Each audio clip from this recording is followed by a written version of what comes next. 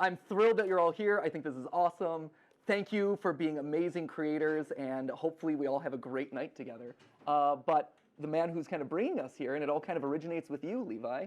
As playwright, I'd love to start with just the inception of the show. So can you tell us a little bit about kind of what inspired you to write the show that we're going to see tonight? Oh, sure.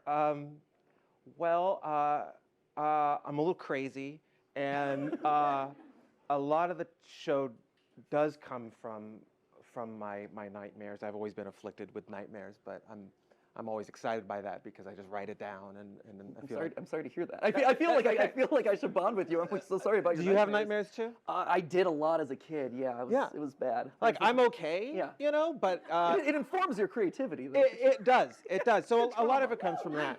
Yeah.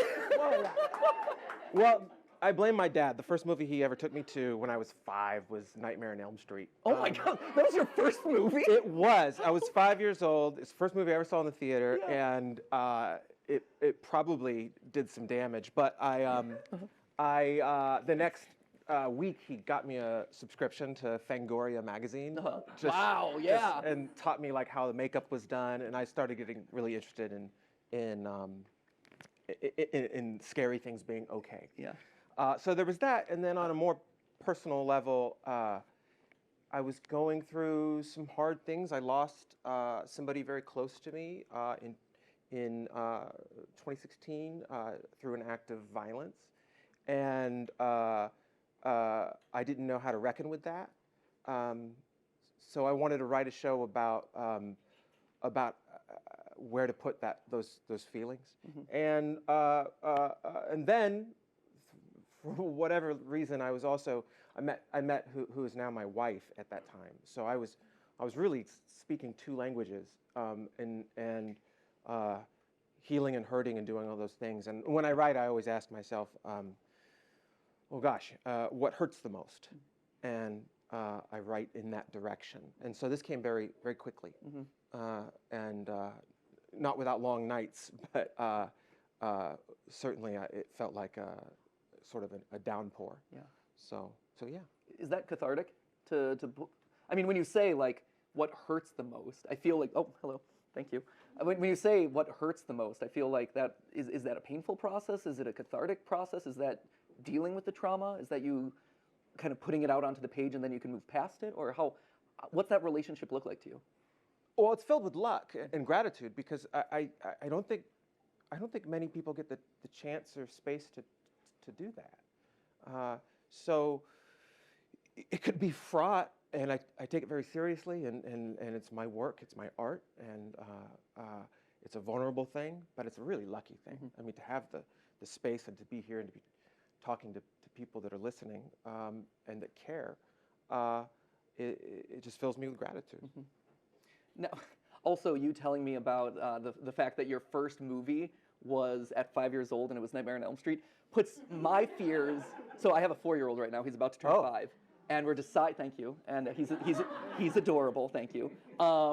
We're trying to decide what his first movie in theaters is going to be, and we saw the Mario movie, and we're like, this might be too scary for him. So the fact that you saw Nightmare on Elm Street puts that in a whole new context, I gotta say. It was the 80s, it was a different time. It was a very different time.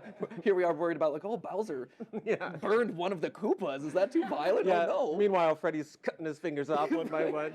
Yeah, what is it, Johnny Depp getting sucked into the bed and getting launched out with blood? Yeah, great.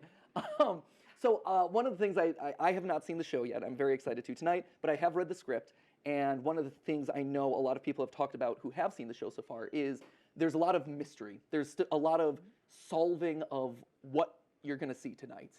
And it's open to interpretation in a lot of ways, right? So I don't want you to spoil anything, but if there's any insight that you can give us about the lore or kind of the messages or themes that you're hoping people walk away with at the end of the show tonight, that would be great. Or if you're like, nope, that'll spoil everything. Yeah, what if my answer was just no? I'm kidding. I have a whole page of questions.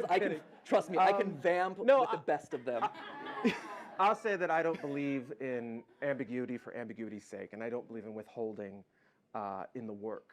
I admit, though, it is a bit of a puzzle box, But if I'm going to hide anything, I'm going to hide it in plain sight. So at Lights Up, all the answers are right in front of you, and they will only become more apparent as the show progresses.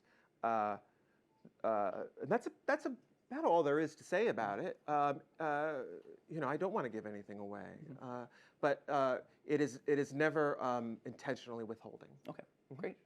And now, obviously, as Rob mentioned earlier, there is a deaf actor as a part of this, and I know your work back in Chicago, before making it to the Great White Way, is you're co-founder, right, of Nightbird Theater, or Nightbird Project? Neverbird. Neverbird, sorry, yes, thank That's you. okay. The Neverbird Project, and that is a youth theater dedicated to, especially focused on accessibility of content for deaf actors, I believe? Deaf and hearing integration for young artists. Yeah. Can you speak to me a little bit about, you know, what that work has been like and kind of what inspired you to form that theater?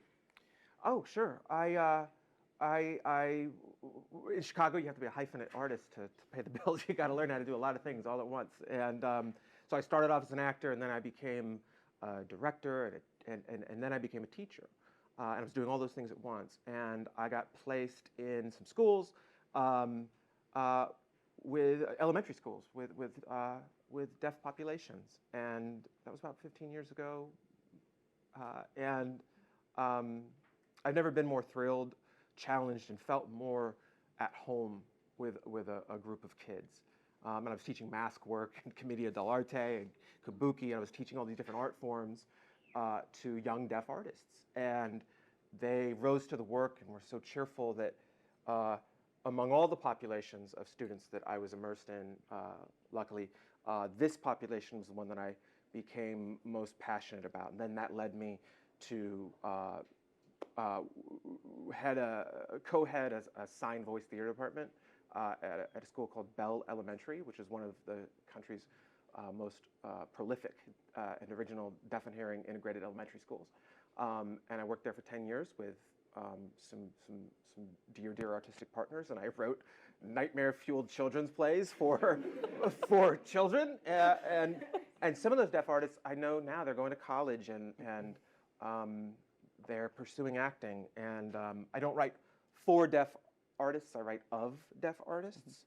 I would never dare to take that space. I only think like I'm lucky enough to make roles and jobs for artists who otherwise might not have them. So it's a lucky thing.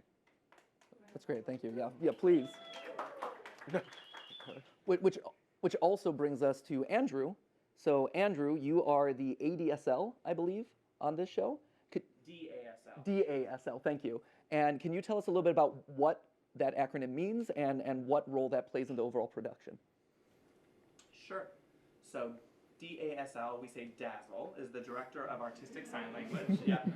And so my job entails a couple of things. The first part of it has to do with the dramaturgical approach and it's the text work, basically. So we have to take a script that was written in English and figure out what the translations are going to be in a completely different language. And we have to take into account time, we have to take into account the character, we have to take into account the setting. The second part of my job is also teaching the hearing actors sign language.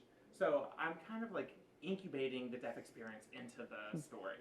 So that's my two main jobs as a DASL. That's fantastic. And when it comes to, you mentioned setting and taking into account setting.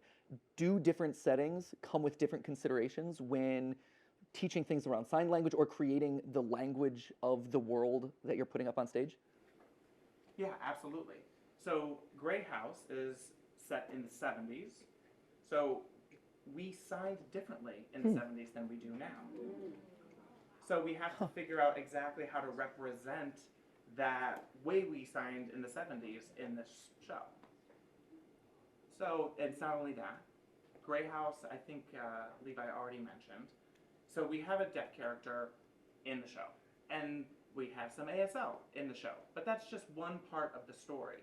It's not the featured part of the story. It's just that one of the characters happens to be deaf in this world.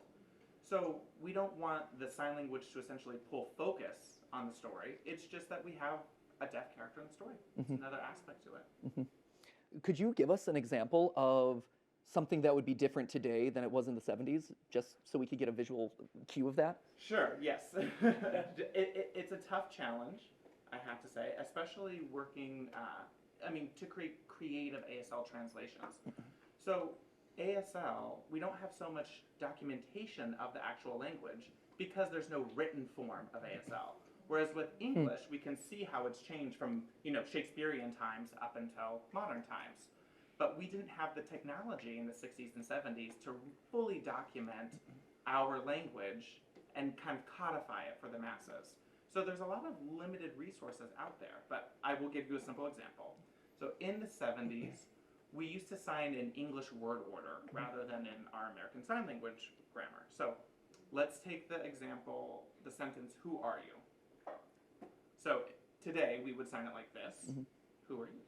Just like this. Who, and then you gesture to the person that you are speaking about. But in the 70s, we would sign, "Who are you?" So these are little nuances. They might not seem like a lot to you, but definitely the deaf audience that comes to see our show will be able to appreciate and take in those nuances.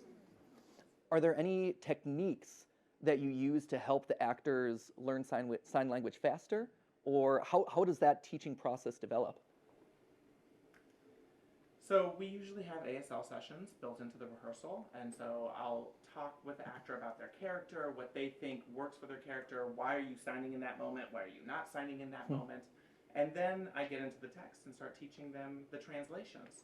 I record myself with those translations and send it to them so they can work on their own. I have to say that this cast has been phenomenal with learning sign language. They're all such quick studies. They learn so much in such a short amount of time. We have such an amazing cast. So grateful for all of them.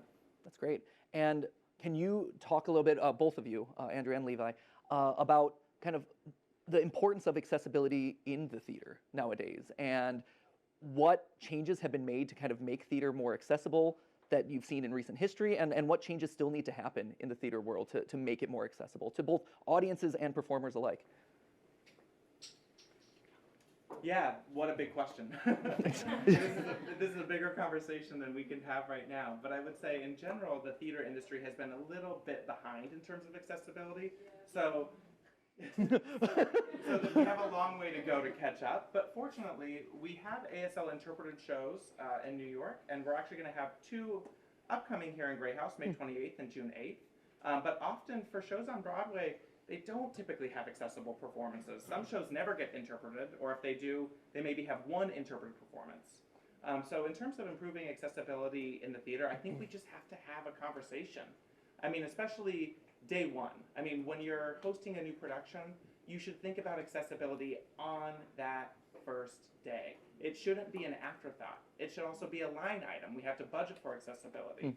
So I think theaters and producers need to be having the accessibility conversation from the get-go. Great. Levi, anything to add? I mean, that was a pretty good answer. If theaters for everyone, then it must be of and for everyone. And that's the work. Andrew's amazing. He's like a duck. You know, a duck can do everything. A duck can swim, it can float, it can walk, it can fly, but it all looks effortless. He's amazing. We're lucky to have him.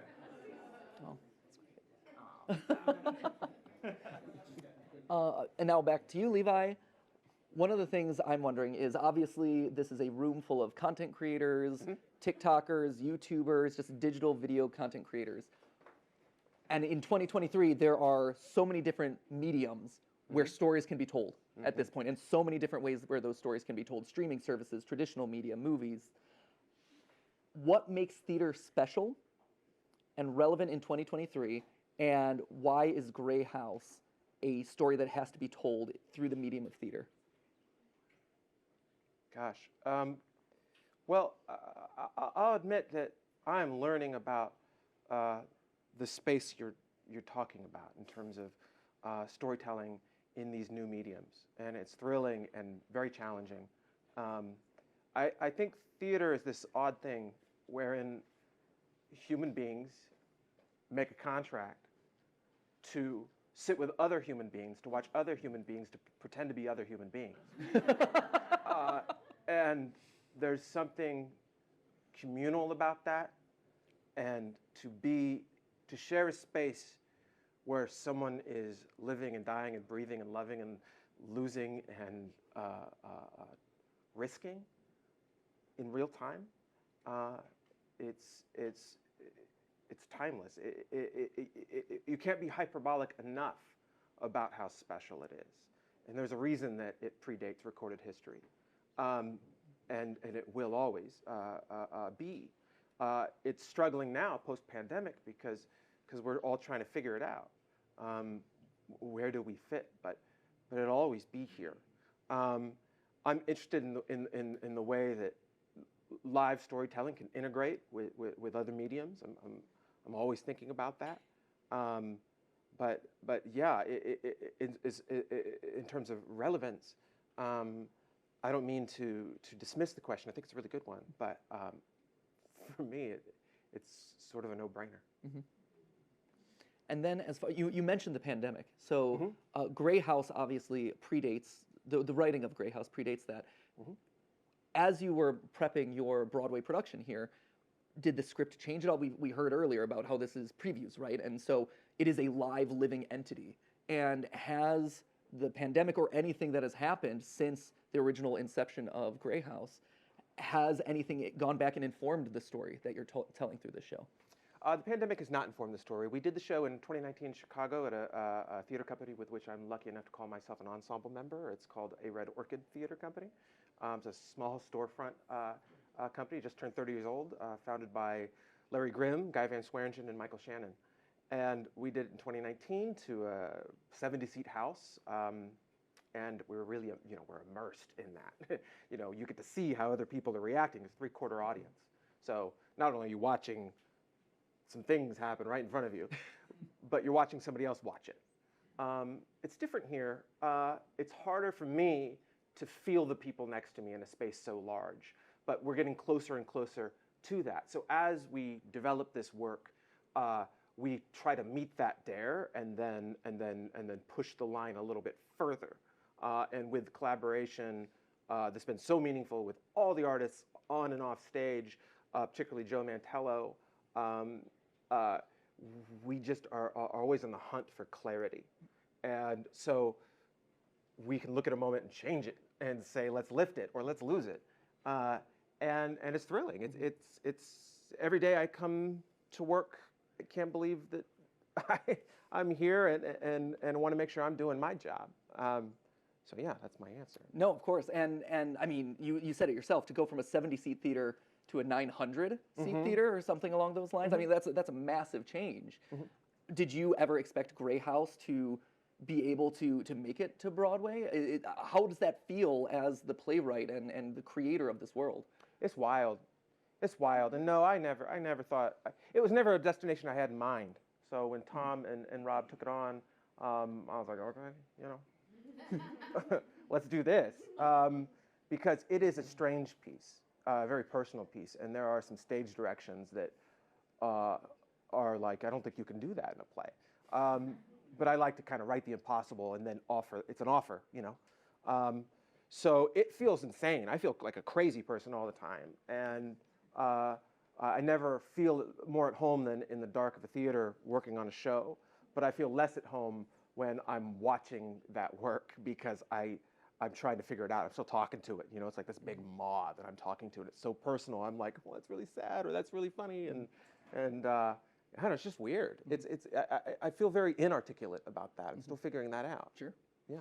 And then, so that's the deep creative stuff behind all of this. I think as we start to wrap things up, you're learning to learn the internet language. I'm learning the internet. Andrew, I'm curious, for both of you, do you have favorite things that you watch online? Favorite memes, favorite creators, favorite shows, or I live and breathe theater? This is like probably the hottest seat question that I can put you on, so I'm sorry about that. What does Lucille Bluth say? I don't understand the question and I won't respond to it. No, I have favorites, but I'm just going to lose the entire crowd. I'm a big board gamer, and I love video games. I love Video Game Donkey. I love John Boy, Skill Up. Yeah. I love Red Letter Media. Sure. And a bunch of other, like, if you know, someone wants to teach me how to play a FFG game, I will watch that video. Nice. Yeah. So I have no idea any of the things that Levi just said. Yeah, I am not up on any games, film, or TV. Sorry to everybody. And then just to wrap things up, I'd love to know. So you talked a little bit about kind of still coming to terms with what this transition for Grey House means, and I'd love to know for both of you, kind of what's next on your creative pipeline. Do you already have next projects lined up? Do you have ideas kicking around for your next play? Andrew, have you been tapped to help another production? Are you cheating on us? So I have a few productions coming up. Right now I'm working on a new play, actually, that's going to be in a festival next month. It hasn't been officially announced, but that's the next project that I'm working on. Great. Awesome. I have a show in the spring at a Red Orchid two-hander. In spring of 24, it's a two-hander, a bit of a spiritual cousin of Grey House, a horror sci-fi thing. I can't say much more because we're like announcing it tomorrow or the next day. So I might have just ruined that. So that's spring of 24, and I have something, another play in between that, which I can't talk about. Okay, great. Well, thank you both for your time. Thank you all for attending, and this has been great. Thank you. Thank you.